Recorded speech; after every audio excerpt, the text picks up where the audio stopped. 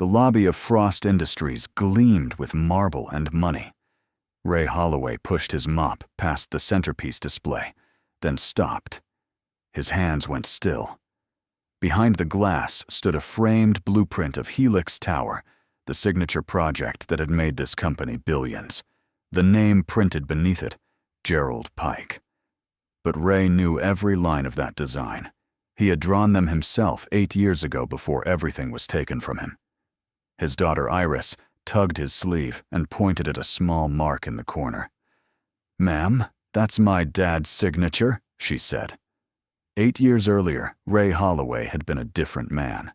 He worked as a senior architect at a mid-sized firm in downtown Chicago, sharing an office with his closest friend and colleague, Gerald Pike.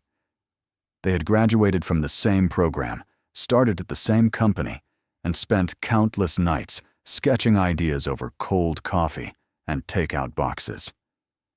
Ray was the dreamer, the one who saw buildings as living things. Gerald was the networker, the one who knew how to sell a vision to clients with deep pockets. Together, they had built a reputation as one of the most promising duos in the industry. Ray's wife Ellen was pregnant with their first child during the spring of that year. She had a difficult pregnancy from the start, with doctors warning them about potential complications. But Ray believed everything would work out. He had a stable job, a growing career, and a design project that he poured his entire soul into. He called it the Helix Tower, a spiraling high-rise that combined sustainable energy systems with an innovative structural core. It was the kind of building that could define a city's skyline for generations. Every night after work, he would come home and show Ellen his progress, tracing the lines on paper, while she rested her hand on her belly. Gerald watched Ray's obsession with the project grow.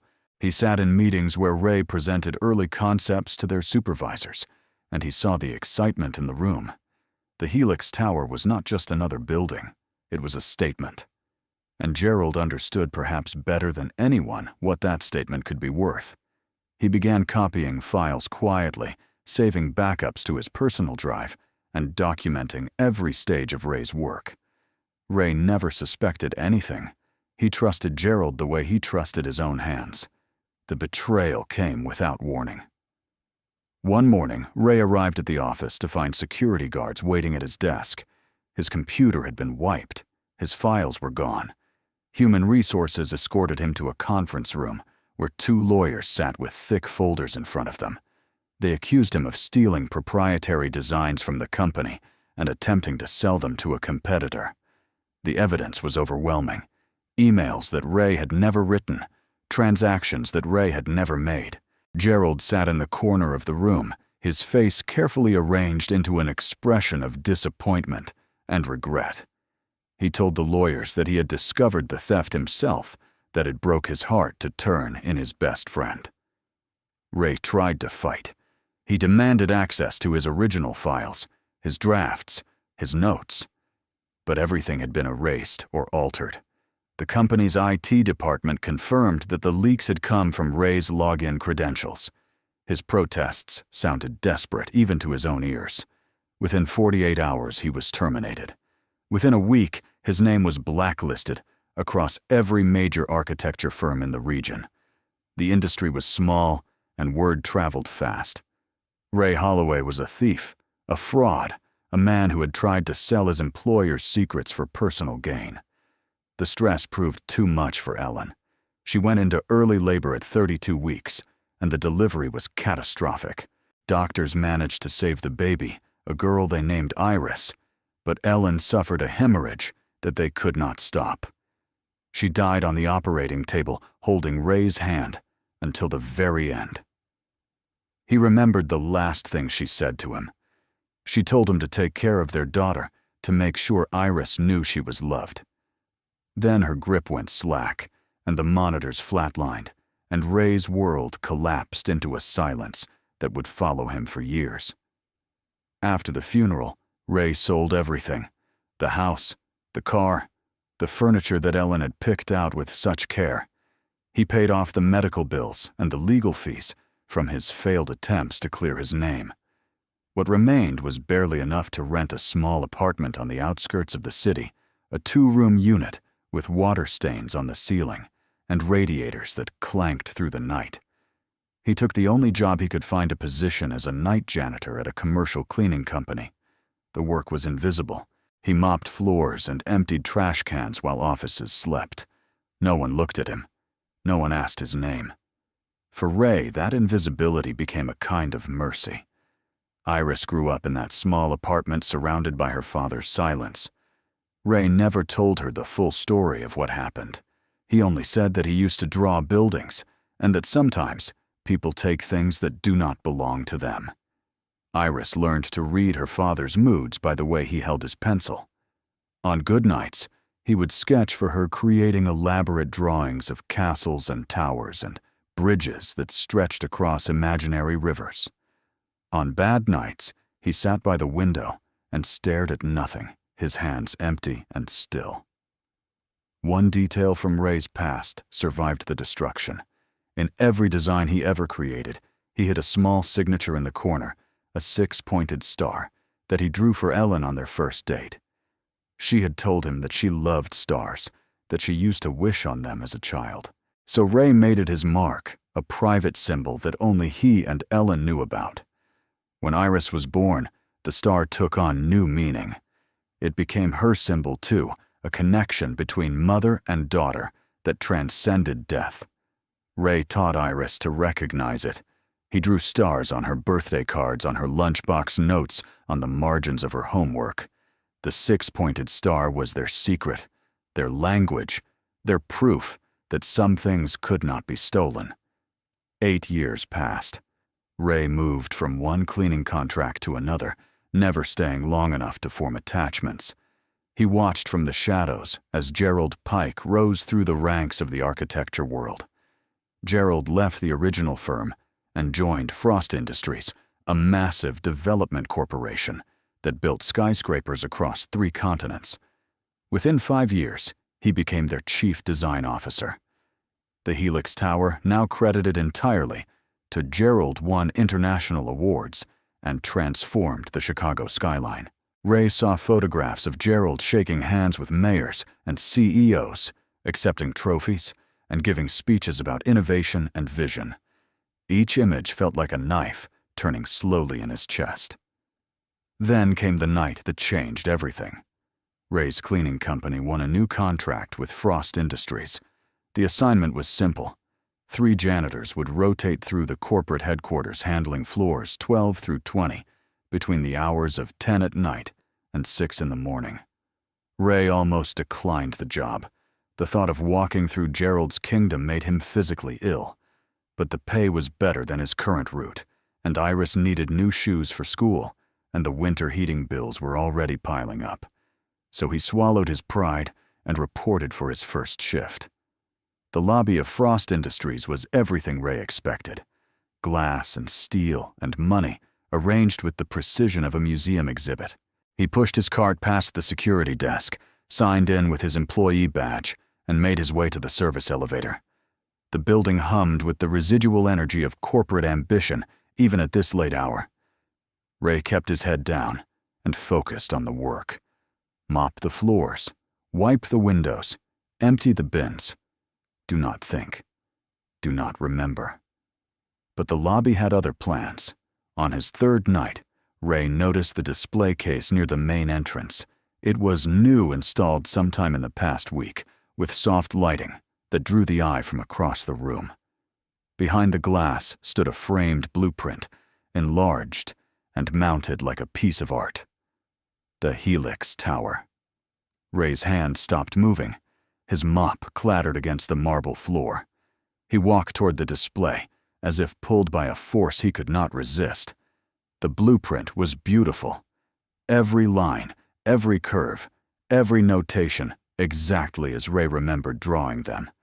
The structural calculations, the energy flow diagrams, the spiral staircase that wound through the central atrium like a strand of DNA.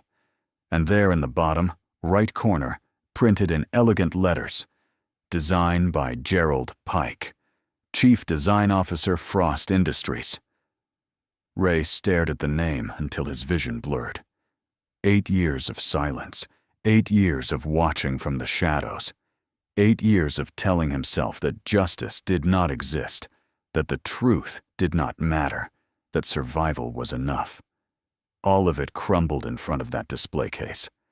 He did not hear Iris approach.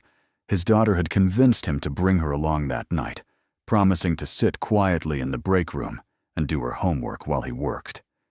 She was 8 years old now, curious and stubborn, and far too smart for her own good. She had slipped away from the break room to find her father, and now she stood beside him looking up at the blueprint with wide eyes. Ray wanted to pull her away to shield her from this reminder of everything he had lost. But before he could move, Iris pointed at something in the corner of the design. Ray followed her finger. There, hidden among the technical notations and measurement lines, was a small symbol that no one else would recognize.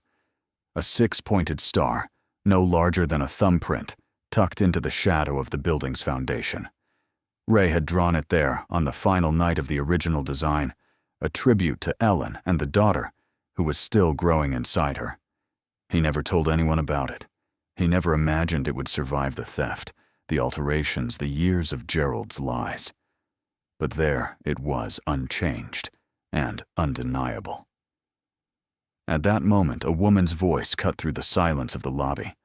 Ray turned to see a figure descending the main staircase, her heels clicking against the marble steps. She was tall and silver-haired, dressed in a charcoal suit that probably cost more than Ray's annual salary. Her face was familiar from magazine covers and news interviews. Cecilia Frost, the founder and chairman of Frost Industries, the woman who had built an empire from nothing and commanded respect across every boardroom in the country.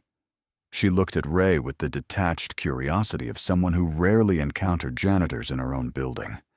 Iris did not share her father's hesitation. The little girl stepped forward, still pointing at the blueprint, and spoke with the absolute certainty that only children possess. "Ma'am, that's my dad's signature," she said. "He draws that star for me. He puts it on everything he makes." Cecilia Frost stopped at the bottom of the stairs. Her eyes moved from Iris to Ray, to the blueprint and back again. The lobby fell silent. Ray felt his heart pounding against his ribs, felt the weight of 8 years pressing down on his shoulders, felt the impossible choice crystallizing in front of him. He could deny everything, grab his daughter, and disappear back into the shadows where he belonged.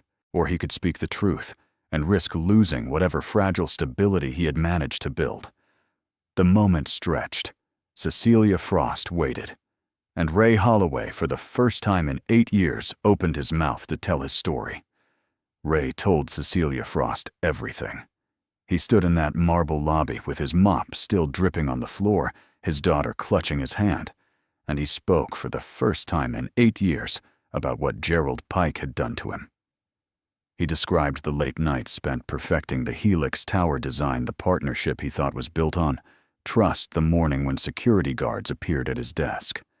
He explained how the evidence had been manufactured, how his login credentials had been used to frame him, how every attempt to prove his innocence had been systematically blocked.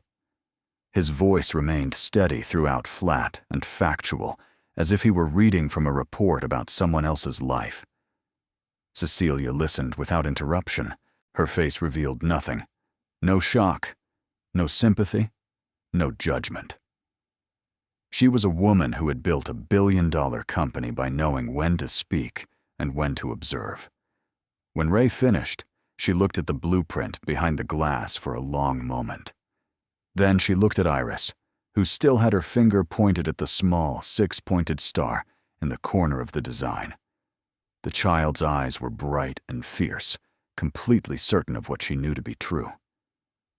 Cecilia asked Iris how she recognized her father's signature.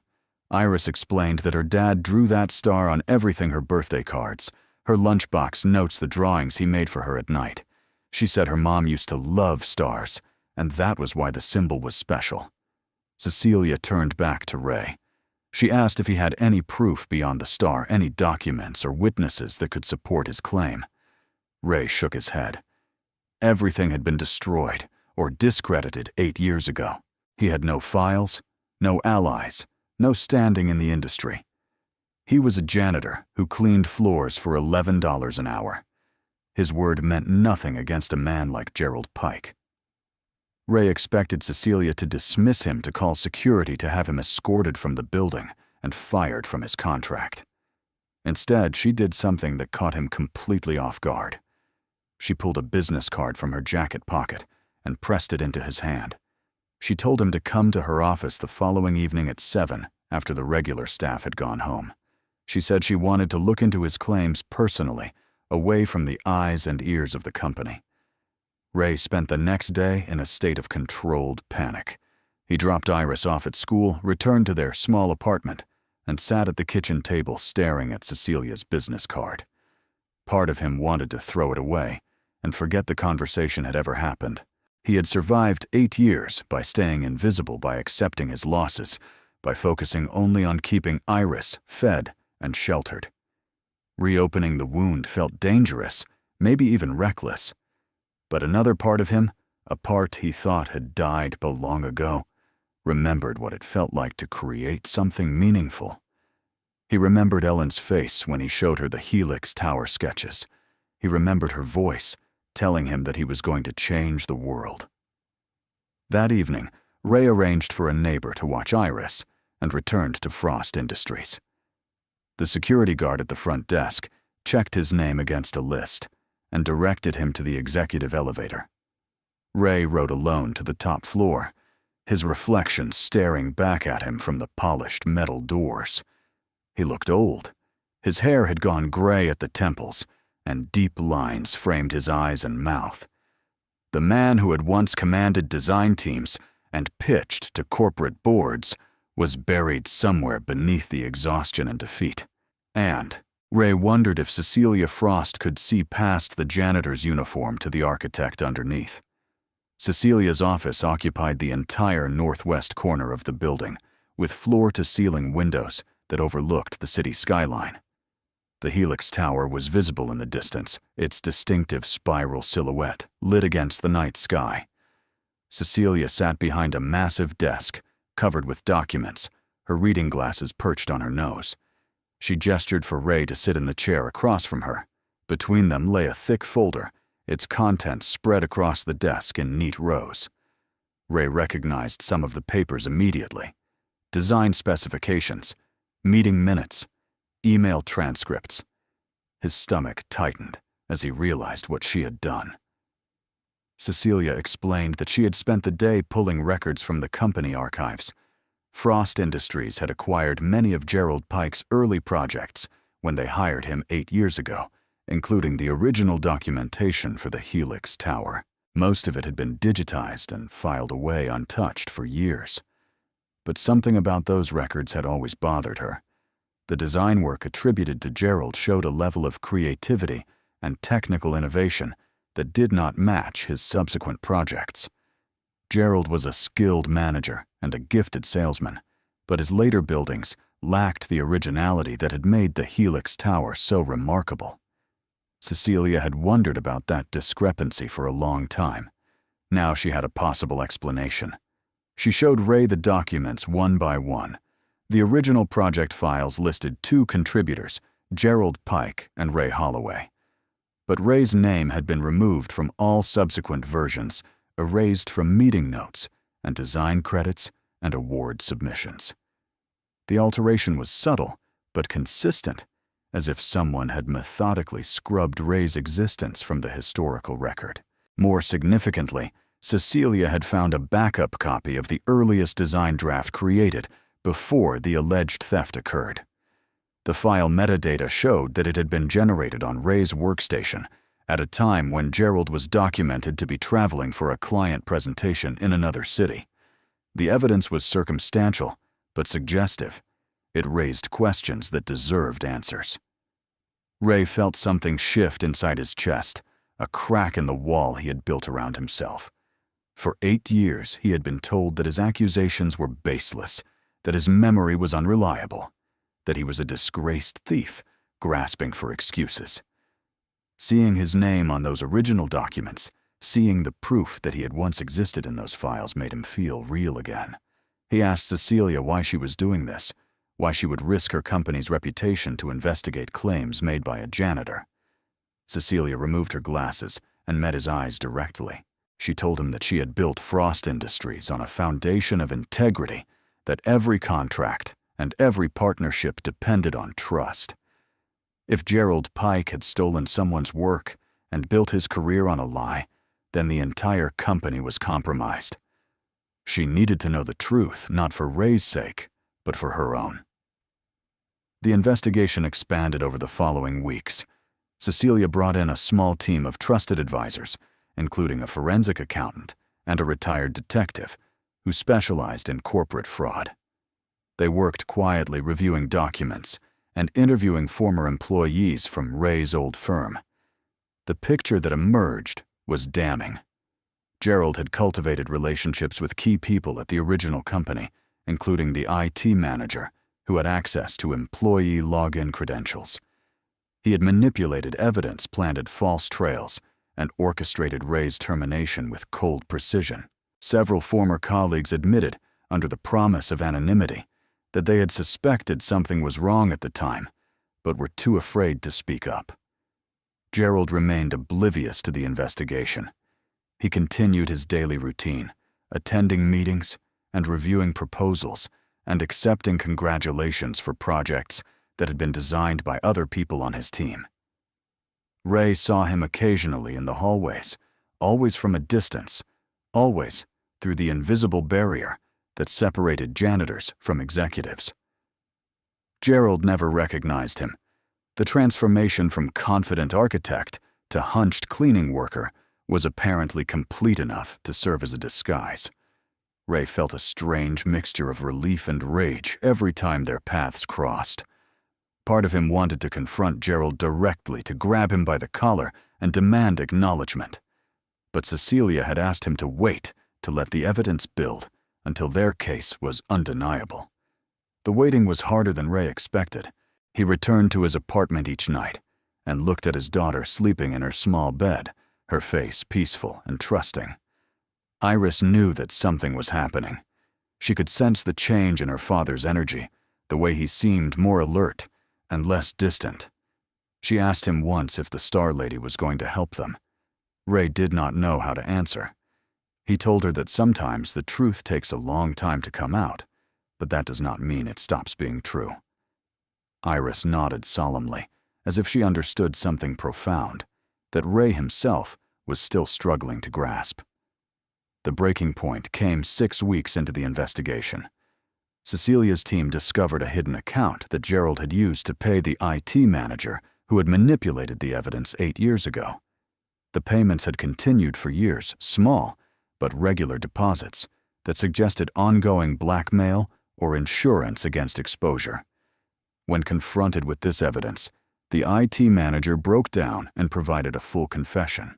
He detailed exactly how Gerald had approached him, how they had planted the false emails and transactions, how they had covered their tracks. The confession was recorded and notarized. The case against Gerald Pike was now airtight. Cecilia scheduled a special meeting of the Frost Industries Board of Directors. She did not tell them the purpose of the meeting, only that it concerned a matter of urgent corporate integrity. Gerald was summoned along with the other senior executives, still unaware that his entire career was about to collapse. Ray was not invited to attend, but Cecilia arranged for him to watch through a video feed from an adjacent conference room. She wanted him to see the moment when the truth finally came to light. The boardroom was silent as Cecilia presented the evidence. She spoke methodically, laying out the timeline of the theft, the manipulation of records, the payments to the IT manager, the systematic erasure of Ray Holloway's contributions. Projected on the screen behind her was the original blueprint of the Helix Tower, with Ray's name clearly visible on the earliest draft. The 6-pointed star in the corner was highlighted and enlarged, a tiny symbol that had survived 8 years of deception.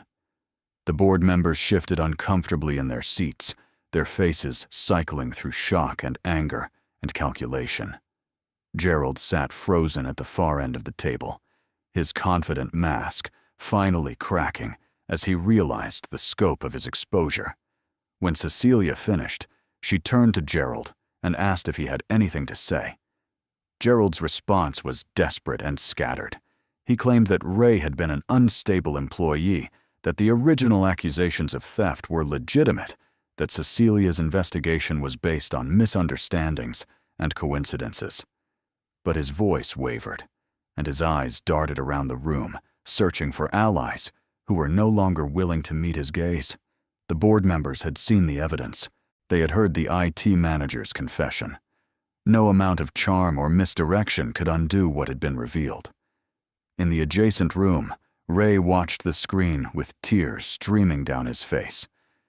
He had imagined this moment countless times over the past 8 years, fantasized about Gerald's downfall and public humiliation. But now that it was happening, he felt no satisfaction. Instead, he felt an overwhelming grief for everything that had been lost, the years with Ellen, that they never got to share the childhood that Iris had spent in poverty, the career that had been stolen before it truly began. Justice was coming, but it could not give him back his wife or his youth or the time that had slipped away. The truth was finally free, but the scars would remain forever. Cecilia asked Gerald to leave the boardroom and wait in his office while the board deliberated.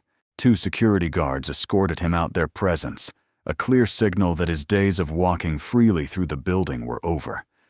Gerald did not look back. His shoulders were hunched, his stride unsteady. His entire body language transformed from predator to prey. Ray watched him disappear through the doorway and felt something release inside his chest, a tension he had carried for so long that he had forgotten it was there. The board's decision came within the hour. Gerald Pike was terminated, immediately stripped of all titles and benefits. The company would issue a formal statement acknowledging the theft of intellectual property and crediting Ray Holloway as the true designer of the Helix Tower. Legal counsel was authorized to pursue civil and criminal charges against Gerald and his accomplice.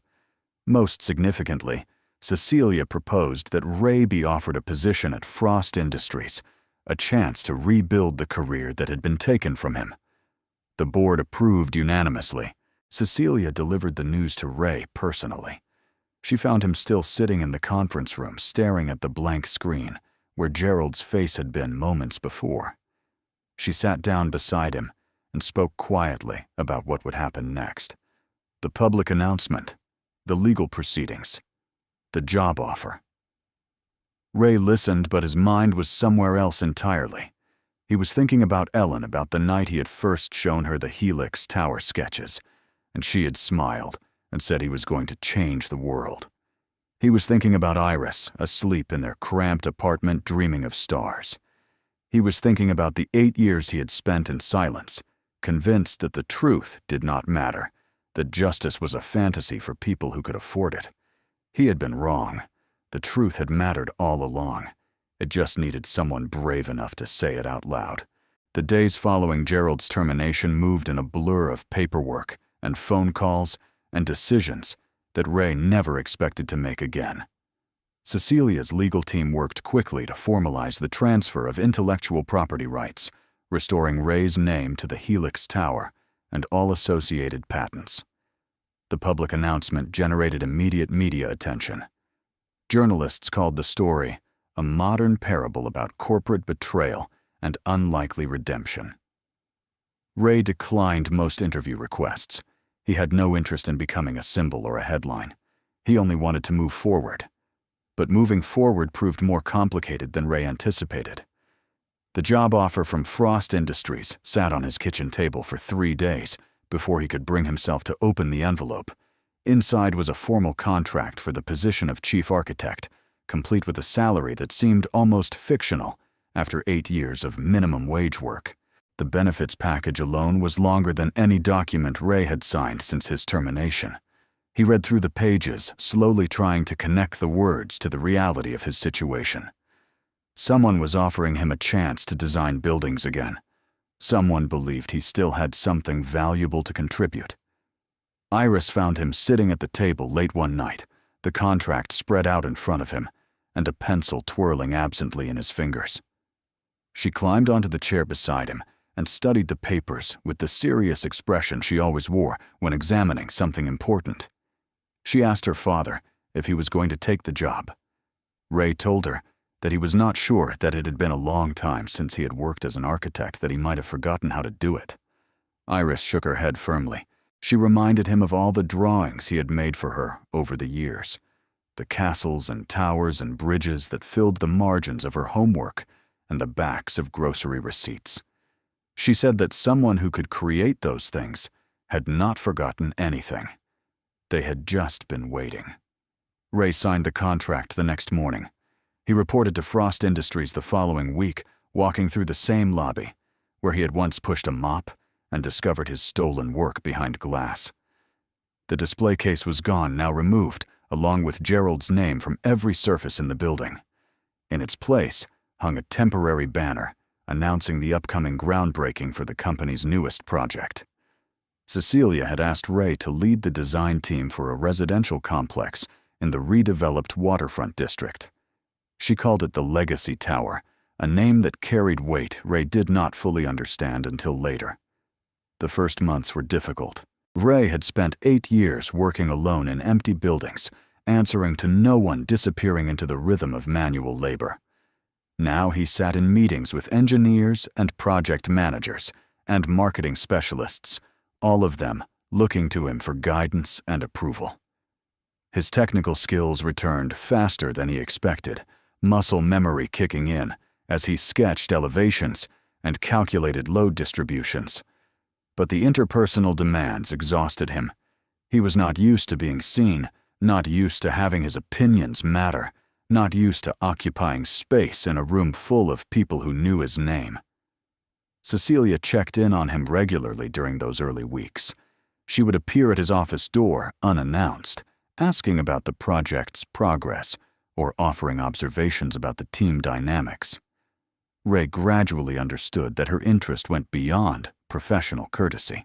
She had taken a significant risk by championing his cause, staking her reputation on the word of a janitor with no evidence beyond a 6-pointed star.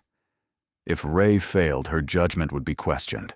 If he succeeded, her faith would be vindicated. The pressure was mutual, even if unspoken. Gerald Pike vanished from public life almost immediately after his termination. The civil lawsuit moved forward without his meaningful participation, resulting in a default judgment that awarded Ray substantial damages. Criminal charges were filed for fraud and conspiracy, though the legal process would take years to reach a conclusion. Ray followed the news occasionally, but found that he cared less about Gerald's fate than he expected. The man who had destroyed his life was no longer a presence to be feared or hated. He was simply an absence, a void where a person used to be. Ray had more important things to focus on. The Legacy Tower design came together over the course of 6 months. Ray drew inspiration from the same principles that had guided the Helix Tower sustainable systems and innovative structures and spaces that felt alive rather than merely functional. But this time, he added something new, a central courtyard that opened to the sky, designed specifically for families with children. He imagined kids playing in that space, looking up at the stars on clear nights, making wishes the way Ellen used to do. The 6-pointed star appeared in the design, not hidden. This time, but prominently featured in the decorative metalwork of the main entrance. Ray wanted the symbol to be visible, a declaration, rather than a secret. Iris visited the construction site on the day the foundation was poured. She wore a yellow hard hat that was slightly too large for her head and held her father's hand as they walked among the concrete forms and steel reinforcements. The workers greeted Ray with respect, nodding and calling him by name as he passed. Iris looked around at the organized chaos with wide eyes, trying to connect the flat dirt and rebar to the soaring building in her father's drawings. She asked him how he knew what to put, or how he turned lines on paper into something real. Ray knelt down to her level and explained that every building started as an idea, a picture in someone's mind of what could exist. The architect's job was to make that picture clear enough for others to see and strong enough to stand against wind and time. The Legacy Tower opened 18 months later on a spring afternoon that reminded Ray painfully of the season when Ellen died. He stood at the podium during the dedication ceremony, facing a crowd of investors and journalists and city officials. Cecilia Frost sat in the front row, her expression unreadable, but her presence unmistakably supportive. Iris sat beside her, wearing a new dress that they had picked out together the week before. Ray looked at his daughter and felt the weight of everything that had brought them to this moment, the loss and the silence, and the small act of courage that had changed their lives. His speech was brief. He thanked Cecilia for her integrity and the team for their dedication. He acknowledged the years of difficulty without dwelling on them, mentioning only that the path to this day had been longer than most. Then he said something that surprised even himself. He dedicated the building to his late wife, Ellen, who had believed in stars and in him, and to his daughter, Iris, who had inherited her mother's courage and her father's stubbornness. He said that the six-pointed star on the entrance was not just a signature. It was a reminder that truth, no matter how small or hidden, has a way of finding the light. After the ceremony, Ray walked through the completed building with Iris at his side. They explored the courtyard, tested the playgrounds, rode the elevators to the top floor, and looked out at the city spread below them. The Helix Tower was visible in the distance, its spiral silhouette unchanged against the sky. Ray studied it for a long moment, remembering the young architect who had created that design and the broken man who had watched it displayed under someone else's name. Those two versions of himself felt distant now, separated by years and grief and transformation. He was someone new, shaped by loss, but not defined by it. Iris tugged at his sleeve and pointed toward the horizon where the sun was beginning to set. The light caught the windows of the surrounding buildings, turning the skyline into a field of gold and amber. She asked her father if he was happy. Ray considered the question carefully, the way he considered all of her questions. He told her that happiness was complicated, that some wounds never fully healed, that he still missed her mother every single day. But he also told her that standing here with her, looking at something they had built together, came as close to happiness as he had felt in a very long time. They stayed on the roof until the stars came out.